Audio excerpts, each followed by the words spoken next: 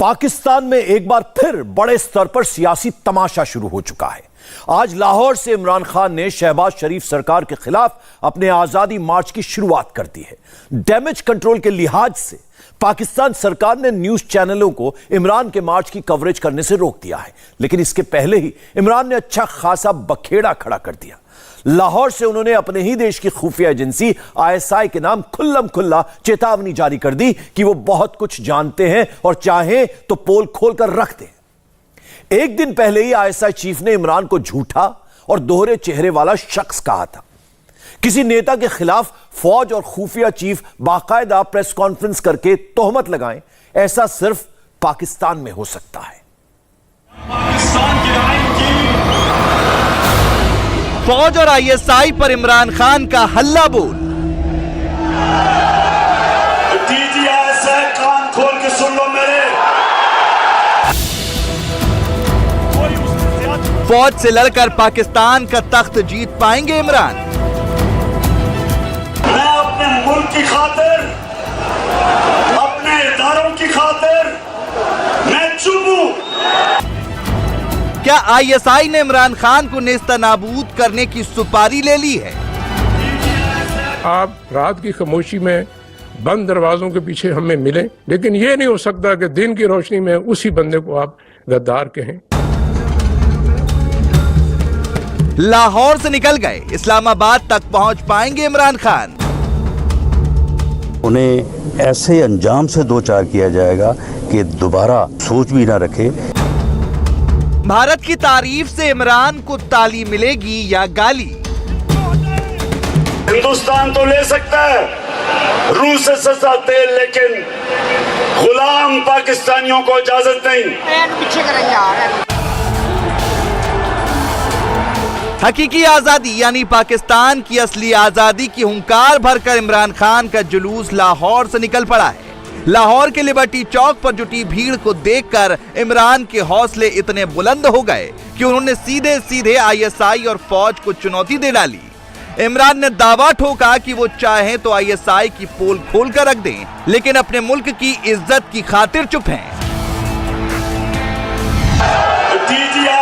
कान खोल के सुन लो मेरे।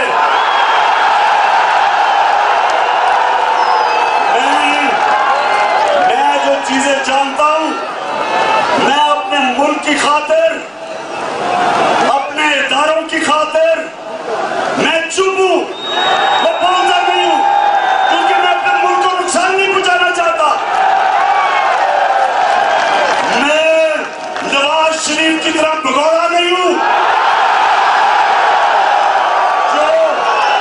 जो यहां तो चुप करके दुम दबा के बैठा रहे और लंदन जाके फौज को बुरा भला कहे। मैंने इस मुल्क से जाना नहीं, मेरा जीना मरना इस मुल्क पे है। मैं वो पाकिस्तान देखना चाहता हूं जो एक आजाद मुल्क हो। इमरान के आजादी मार्च से पहले पाकिस्तान में दो बड़ी बातें हुई। पहले तो ये कि आर्मी चीफ बाजवा कार्यकाल बढ़ाने से इनकार कर चुके हैं, यानी अगले महीने उनका रिटायरमेंट पक्का है। और दूसरा ये कि इमरान के मार्च से एक दिन पहले ISI चीफ ने पाकिस्तान के इतिहास में पहली बार प्रेस कॉन्फ्रेंस की। नदीम अंजुम ने इस प्रेस कॉन्फ्रेंस में इमरान के खिलाफ सीधे सीधे यलगार का ऐलान कर दिया। अगर आपका दिल मुतमिन है कि आपका सुपा सलार गद्दार है, मीर जाफर है, तो माजी करीब में इतनी तारीफों के पुल क्यों बांधते थे आप? और अगर वो वाकई आपकी नजर में गद्दार है, आपकी सोच में गद्दार है, तो फिर आज भी उनसे पसे पर्दा क्यों मिलते हैं? मुझे आपके मिलने पे एतराज नहीं है, लेकिन ये ना करें कि आप रात की खामोशी में बंद दरवाजों के पीछे हमें मिलें, अपनी आईनी गैर आईनी ख्वाहिशात का इजहार करें, वो भी आपका हक है। लेकिन ये नहीं हो सकता कि दिन की रोशनी में उसी बंदे को आप गद्दार कहें। इतनी तोसी क्यों दे? ISI चीफ नदीम अंजुम के साथ इस प्रेस कॉन्फ्रेंस में सेना के प्रवक्ता भी शामिल थे और वो भी ISI चीफ के सुर में सुर मिला रहे थे। इमरान पर आरोप ये लगाया कि एक तरफ तो वो फौज और ISI के अफसरों को गद्दार कह रहे हैं, दूसरी तरफ खुद PM रहते आर्मी चीफ जनरल बाजवा का कार्यकाल भी बढ़ाने की पेशकश कर रहे थे। इसका जवाब इमरान ने आजादी मार्च से पहले ही दे दिया था। लिए जब साजिश हो गई, मुझे पता था साजिश हो रही है। फिर हमें खबरें आ रही थी नवाज शरीफ को सारे लोग जाके मिल रहे हैं और वहाँ से, तो ये पूरी साजिश का तो मुझे पता चल गया था। मैंने वो ऑन किया और मैंने कहा मैं ये सुन ये रहा हूँ कि या एक्सटेंशन की बात हो रही है या आर्मी चीफ की बात हो रही है।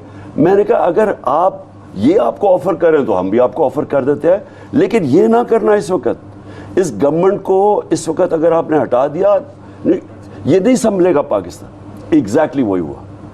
वो जो हुआ उसके बाद आपके सामने है कि सारी हमारी इकोनॉमी नीचे है। आज पाकिस्तान डिफॉल्ट के किनारे पे खड़ा हो गया। मैं नहीं कहता कि ये हिस्सा थे इस साजिश का, वो तो अगर इंक्वायरी हो तो पता चलेगा, लेकिन रोक तो सकते थे, नहीं रोका। यानी पाकिस्तान में जो हो रहा है और जो होने वाला है उसमें कुछ बातें तो बिल्कुल साफ हो गई हैं। पहली ये कि इमरान मानते हैं कि उनकी सत्ता छीनने में विरोधियों को फौज की मदद मिली। दूसरी ये कि फौज और आईएसआई भी अब खुलकर इमरान के खिलाफ खड़ी हो गई है। तीसरी ये कि शहबाज शरीफ सरकार इमरान के खिलाफ जैसा भी सलूक करे, फौज की तरफ से उसे हरी झंडी है। अगर वो चढ़ाई करने आ रहे हैं, अगर वो इस्लामाबाद पे चढ़ दौड़ने के लिए आ रहे हैं, तो फिर ये बात वो बिल्कुल समझ लें। और मैं ये बड़े दो टोक अंदाज में इसको वाज़ेह करना चाहता हूँ कि किसी जत्थे को जो है वो इस्लामाबाद पे चढ़ाई करने का मौका नहीं दिया जाएगा।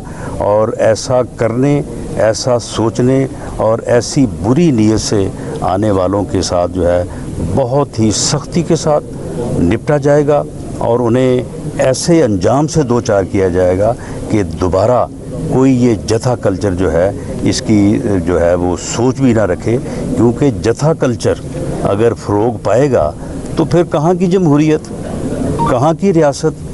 फिर तो जनाब एक जथा आए और आगे इस्लामाबाद पे काबज़ हो जाए और उस वक्त तक काबज़ रहे जब तक दूसरा जथा नहीं आ जाता। इमरान के खिलाफ मोर्चा खोलने वाले आईएसआई चीफ नदीम अंजुम वही शख्स हैं जो इमरान की सत्ता के लिए ताबूत में सबसे बड़ी कील साबित हुए। 2021 में जनरल बाजवा ने आईएसआई चीफ के लिए नदीम अंजुम को आगे किया, लेकिन इमरान पिछले चीफ फैज हमीद को ही आगे बढ़ाना चाहते थे। आईएसआई चीफ की नियुक्ति को लेकर बाजवा और इमरान में तनातनी बढ़ती गई। आखिरकार इमरान को नदीम अंजुम के नाम पर हामी भरनी पड़ी, लेकिन बाजवा तब तक इमरान के लिए मन खट्टा कर चुके थे। बाजवा को खुश करने के लिए इमरान ने उनका कार्यकाल बढ़ाने की पेशकश की, लेकिन बाजवा ने इमरान की पेशकश ठुकरा दी और आखिरकार करीब 4 महीने बाद इमरान की कुर्सी भी छिन गई। नदीम अंजुम के लिए इमरान में भरी इस कड़वाहट की वजह यही है। पाकिस्तानी फौज आइन के मुताबिक गवर्नमेंट का इदारा है। गवर्नमेंट के इदारों के सरबरा आके प्रेस कॉन्फ्रेंस कर रहे हैं, साथ कह रहे हैं हम सियासत में नहीं है। कौन से मुल्क के अंदर आके MI6 का हेड आके प्रेस कॉन्फ्रेंस करता है? मैंने तो ये कभी इसका प्रेसिडेंट ही नहीं सुना। या तो उनके मुताल्लिक कोई चीज़ हो ना, मसलन कोई सिक्योरिटी का इशू हो, उसके ऊपर आके बात करें। एक पॉलिटिकल प्रेस कॉन्फ्रेंस कर रहे हैं, उसमें कई ऐसी चीज़ें कही गई कि मैं अगर उनका जवाब देना शुरू हूँ तो मेरे मुल्क को नुकसान पहुँचेगा। मुल्क को नुकसान का मतलब कि मेरी फौज को नुकसान पहुंचे। मैं इस्टेब्लिशमेंट के ऊपर मैं अगर कोई बात कहूँगा तो नुकसान मेरी फौज को पहुंचे, और मैं इंटरनेशनल बात कर रहा हूँ। इमरान खान की मंजिल इस्लामाबाद है, लेकिन फौज और आईएसआई की नाराजगी के चलते करीब 350 किलोमीटर के इस फासले में कितने रोड़े हैं ये इमरान को भी पता है और उनके सिपह सालारों को भी। इसलिए इस्लामाबाद की ओर कदम बढ़ाने से पहले अपने समर्थकों के हुजूम को उन्होंने बाकायदा शपथ दिलाई। हम हल्फ उठाते हैं कि हम पाकिस्तान के आइन की हमेशा पासदारी करेंगे। हम पाकिस्तान की खुदमुख्तारी का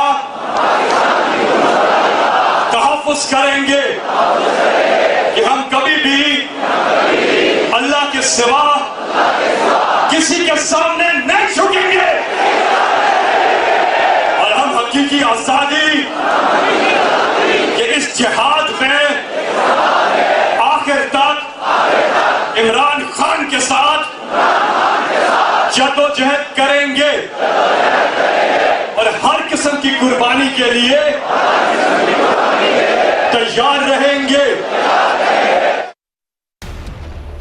इसी साल 10 अप्रैल को इमरान को कुर्सी छोड़नी पड़ी थी। उसके बाद से वो शहबाज सरकार की घेराबंदी में जुटे हैं। इमरान के मुताबिक उनकी सरकार गिराने में अमेरिका समेत दूसरे देशों की साजिश है, जिसमें शरीफ और भुट्टो परिवार मोहरा बने।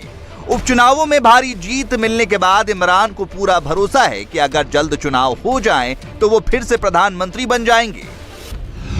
मैं आज जो निकला हूं, ये मेरा जो सफर है, ये मेरा सफर जो इस्लामाबाद पहुंचेगा, इसका सिर्फ एक मकसद है कि हम इस मुल्क में हकीकी आजादी और कैसे चाहते हैं। मैं साफ और शफाफ इलेक्शन चाहता हूं, और साफ और शफाफ इलेक्शन में मेरी आवाम फैसला करे कि इस मुल्क की क़यादत कौन करेगा। ना वाशिंगटन करे,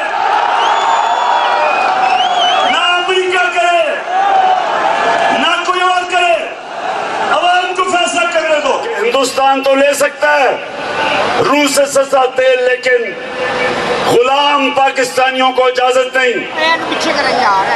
मैं एक आजाद मुल्क देखना चाहता हूं।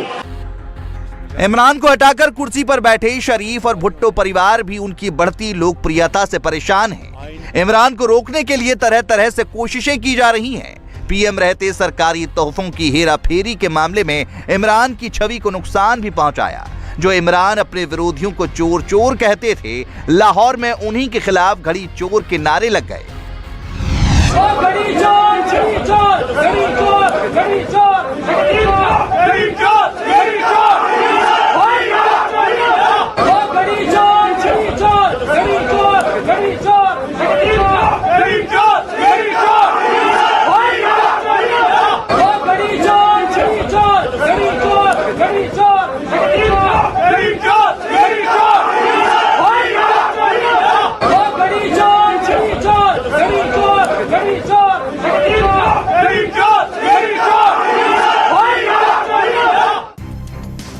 तोशाखाना मामले में पाकिस्तानी चुनाव आयोग इमरान पर 5 सालों के बैन का आदेश दे चुका है।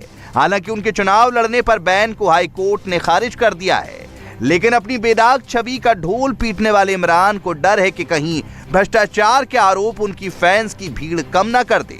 इसीलिए उनके सिपह सालार पाकिस्तान के लोगों को बार बार चेता रहे हैं कि अगर अभी नहीं तो कभी नहीं। आज वो दिन आ गया।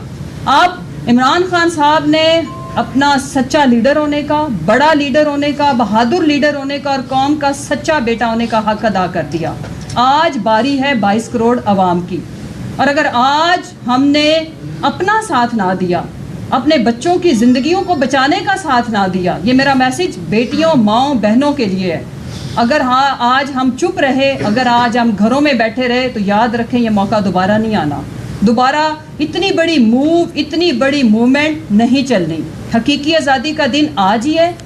आज ही हमारी मेक होगी, ब्रेक होगी। इस आज़ादी मार्च का कॉन्सेप्ट क्यों खान साहब ने दिया, हकीकी आज़ादी, ये क्यों? हमें 2 चीज़ें चाहिए, हमें रूल ऑफ लॉ, और अगर जमहूरियत है तो जमहूरियत यहाँ पे एक्सरसाइज होती हुई नजर आए, और वो जमहूर ने करनी है। जमहूर जिसको लेके आए, जिसको वो चुने, उसको फिर जो मेरे मुल्क का आईन और कानून कहता है उसके मुताबिक उसको अमल करने की इजाजत दी जाए।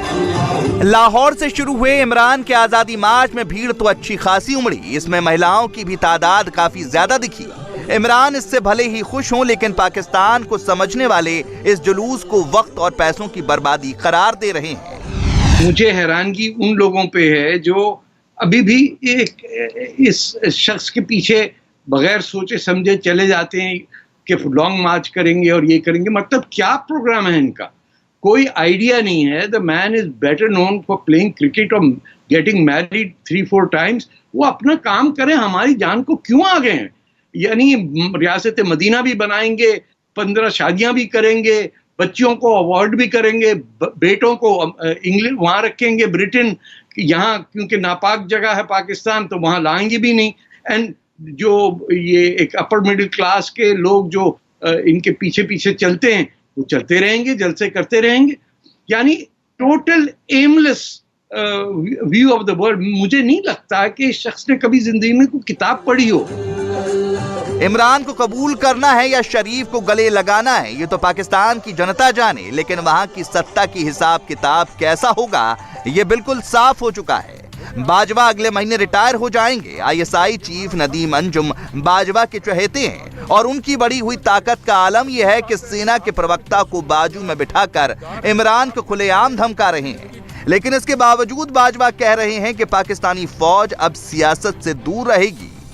आपको लगता है कि बातें हमने कहा बाजवा साहब ने 2021 में की, फिर पीएमए काकूल में की कि यार पॉलिटिकल इंटरफेरेंस से हम साइड लाइन हो रहे हैं। आपको लगता है कि with the passage of time ये तब्दीलियां हमें नजर आएंगी? मुझे नहीं लगता कि इतनी जल्दी ये सब कुछ हो पाएगा जो वो कह रहे हैं कि जी हम पॉलिटिक्स से बाहर रहेंगे और हम इस किस्म की इंटरफेयर नहीं करेंगे और जो गलतियां हैं उनको, लेकिन क्या वाकई में वो गलतियां उनको लग रही हैं कि उनको मान जानी चाहिए, या वो मान रहे हैं, या सिर्फ एक स्टेटमेंट है? आप गवर्नमेंट्स बनाते हैं, आप गवर्नमेंट्स गिराते हैं, आप इलेक्शन जितवाते हैं, इलेक्शन हरवाते हैं, तो एक इल्जाम नहीं है, फखर इनके ऊपर बहुत सारे इल्जाम आते हैं और उसको ठीक करने में अगर ये सीरियस है तब भी बहुत टाइम लगेगा।